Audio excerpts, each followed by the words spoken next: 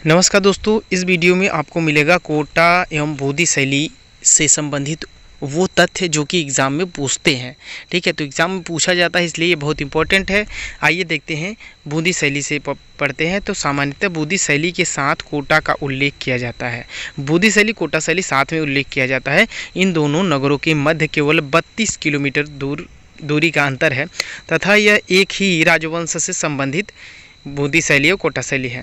तो कोटा कलम में चित्रकारों ने रासलीला, राधा कृष्ण व भक्ति भावना के चित्रों का निर्माण किया है और बोधि में रागमाला, नायिका भेद, 12 मासा आदि कृष्ण की लीलाओं का भी चित्रण हुआ है। इसी प्रकार आकृतियों में कोटा की नारी आकृतियाँ में अल्प सौंदर्य है और पुरुषाकृति का नाटा कद जो बूंदी से प्रभावित मिलता है। दोनों ही शैलियों में प्रायः लाल या हिंगूल रंग, सुनहरा, पीला आदि का प्रयोग हुआ है। शिकार आदि के चित्रण की जो विधा है वो कोटा शैली का विशेष स्थान है। इन दोनों की शैलियों का सर्वोत्तम जो संग्रह है विक्टोरिया एवं अल्बर्ट म्यूजियम लंदन में है, मिलता है। ठीक है, राय कृष्णदास के अनुसार देखिए तो राय कृष्णदास जो हैं वो एक इतिहास पुरुष थे। ठीक है, एक ऐतिहासिक कह सकते हैं पुरुष थे। राजनीति के क्षेत्र में जो स्थान पंडित जवाहरलाल नेहरू का है वही कला जगत में राय कृष्णदास जी का है। इनका जन्म यानी राय कृष्णदास जी का जन्म 1892 ईस्वी में काशी के प्रतिष्ठित परिवार में हुआ था। मात्र 9 वर्ष की आयु से ही इनकी रुचि साहित्य में उत्पन्न हुई और साथ ही बड़े होने पर इनकी जो कलाएँ रही इनकी अनुरक्ति पांडुलिपियाँ एवं कला ग्रंथों का संग्रह करने में रही। राय कृष्णदास का मुगल चित्रकला शैली के विशेषज्ञ माने जाते थे और काशी हिंदू विश्वविद्यालय परिसर में स्थित भारत कला भवन बनारस की स्थापना श्री राय कृष्ण दास जी ने ही किया था। ठीक है, अब आगे देखते हैं हमजनामा के बारे में। देखिए तो अकबर कालीन चित्रित जो अभारतीय कथाओं पर आधारित ग्रंथ है जिसमें मोहम्मद साहब के समकालीन अमीर हमजा की कहानी है जो पहले हजरत के विरोधी रहे और बाद में उनके अनुयायी हो गए। इस ग्रंथ में कुछ प्रेम कथा विषय के चित्र हुमायूं के समय में बताए जाते हैं, परंतु श्री कृष्णदास जी ने इसे पूर्णतः अकबर कालीन चित्रित माना है। हमजा के चित्रों को पहले मीर सैयद अली तत्पश्चात उसके बाद यानी ख्वाजा अब्दुल रस्मत सिराजी के निरीक्षण में 15 वर्षों में पूरा किया गया। ठीक है, और मणासन राजकुमारी इसकी बात करें तो ये भी अजंता की गुफा 16 सबसे उत्कृष्ट चित्रों में से एक है।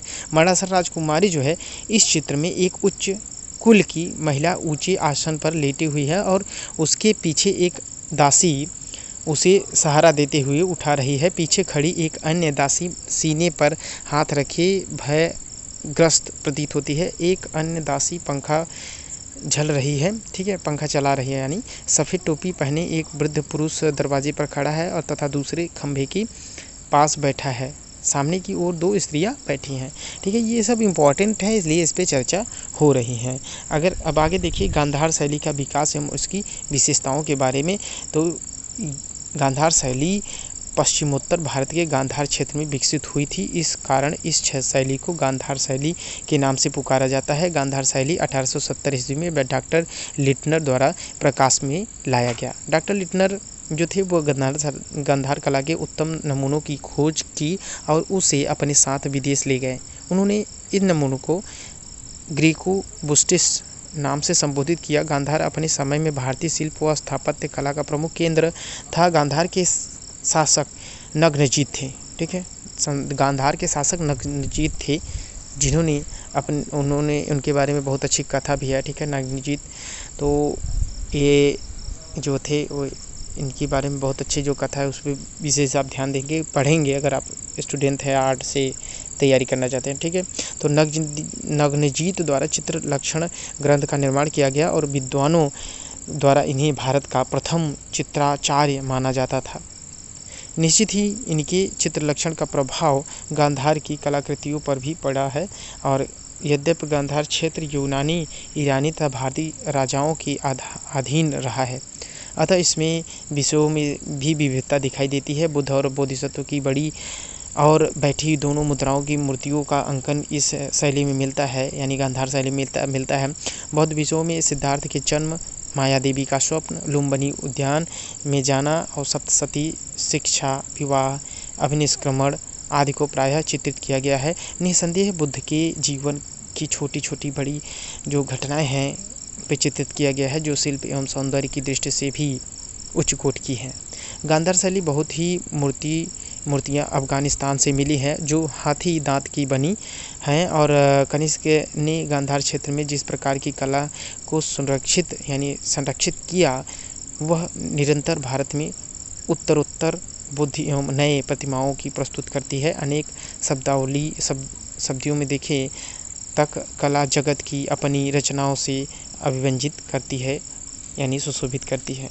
अब विशेषताओं के बारे में देखें तो इस शैली में बनी मूर्तियाँ जो हैं, ठीक है, शरीर तथा प्रत्येक अंग की यथासंभव वास्तविक रूप बनाए गए हैं। एकदम जैसे जो भी बनाया गया है बहुत ही अच्छे ढंग से बनाया गया है गांधार शैली। और महात्मा बुद्ध की मूर्ति सबसे जिसमें वह घोर तपस्या में लीन है तथा सूख कर काटा हो गए हैं, गांधार कला की अद्वितीय कृतियों में से एक है, जिसमें बुद्ध का पेट अन्न के अभाव से अंदर की ओर धंसा हुआ है। उनकी पसलियाँ तथा नाड़ी मांस में सूख जाते हैं, बिल्कुल नंगी दिखाई देती है, ठीक है।